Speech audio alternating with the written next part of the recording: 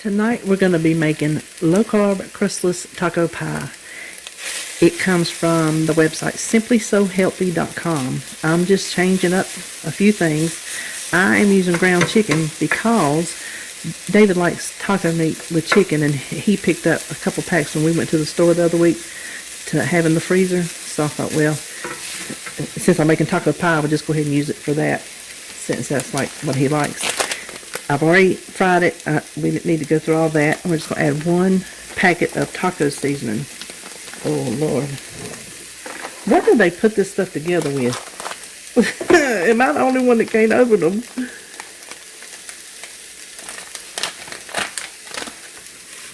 No water, nothing like that. We're just going to... And some water had come off this chicken, but I already drained it out. Let me make sure it says no water. I've never made this before. No, that's correct. Just meat and taco seasoning.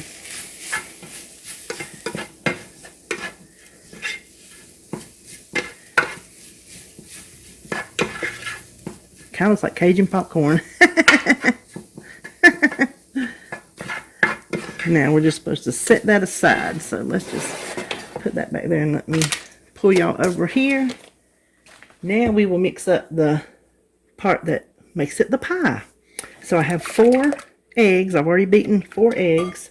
And let me go ahead and put my salt in before I forget it. Half a teaspoon of salt.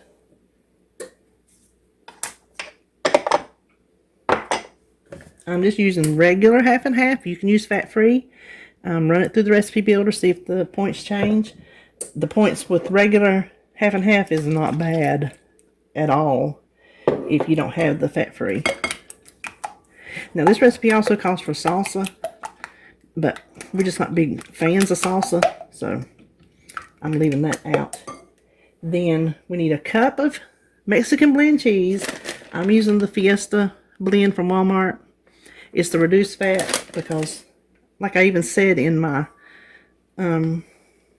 grocery haul, for low carb, you don't have to use reduced fat. Matter of fact, they say use the full fat because it's normally less carbs, but I'm also trying to watch points in certain places.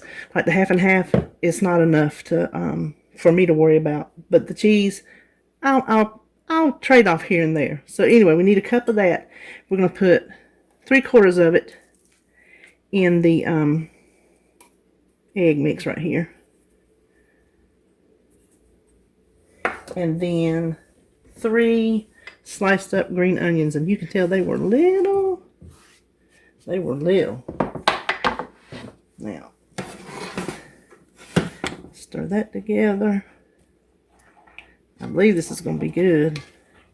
Now, when I wrote the recipe in the recipe builder, we just add the meat to the mix here. I did it for, well, the recipe's for 8 servings, and it's supposed to be made in a deep dish pie, pan. The recipe's for 8 servings. Well, I knew I had to have more than that, so I made it for 6 servings. Well, I was over here, and I've not hardly had anything to eat today, and I'm like, oh, I'm going to want more than that.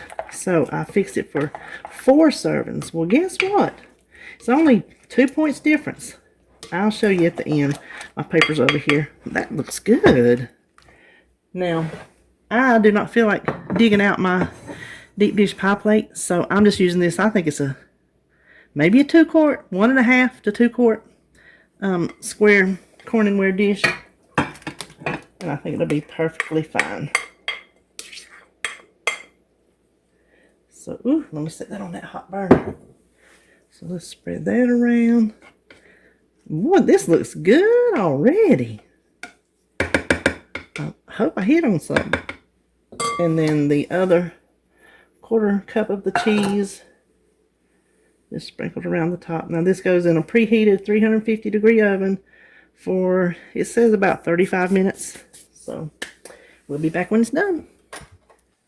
All right, I baked this 35 minutes on the dot, and it came out perfectly set. See that? It smells delicious. Now, if you want this to scoop out like a pie, definitely make it in a pie a round pie crust, pie pan, pie plate, what? But it does not bother me to just scoop it, just like a casserole. Oh, I meant to, I was going to tell you those points instead of just putting them on the screen. Hold on. Okay, so 6 servings, the way I made it, 5 points, 2 carbs. 4 servings like this is only 7 points and 3 carbs. So I think that is a bargain. I'm going to top it with some Greek yogurt, probably instead of sour cream. Oh, it's actually coming out pretty good. And then some avocado. I stopped at Aldi's to get a fresh one. Not obviously a fresh one, but there. Look, can you see? Okay. Let me let this cool and come back and tell you how it tastes. All right, I gave it a taste. It's really pretty good. It's very taco-y. Very, you can taste the seasoning real good. I personally would even do half a pack. So when I write the recipe, I'm just going to write like half a pack to 1 pack to your taste, because it's going to need the either sour cream or the yogurt to kind of cool it down. But I have really sensitive taste buds, so for you it might be just fine. But the texture's nice, the flavor's nice. I think it turned out really good. Oh, let me say, leave out the salt. It does not need, I don't know why they added that extra salt. I was not going to, and I'm like, nah, maybe the milk and the eggs, the half and half and the eggs need some salt. No, there's enough in that taco seasoning. It does not need that extra salt. So there you have it. Crustless, low carb, crustless taco pie.